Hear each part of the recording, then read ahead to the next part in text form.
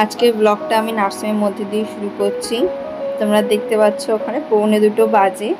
তো আমাদের এই সময় এখন আইসক্রিম পার্টি হচ্ছে, আইসক্রিম অর্ডার করা হয়েছিল, সেটাই খেয়েছি।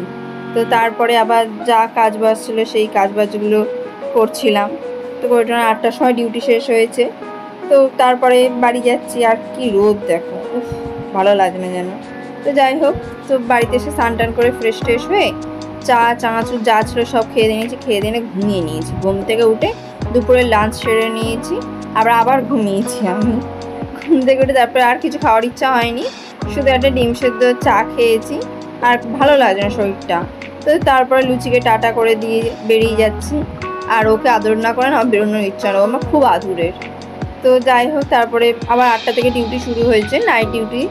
রাত 8টা থেকে 8টা অবধি হয়। তো যাই হোক, আর রাত্রে ডিনার করে নিয়েছি রুটি আর পনিরের তরকারি। চলো আজকে মতো টাটা, গুড নাইট, আবার কাল দেখা হচ্ছে, বাই।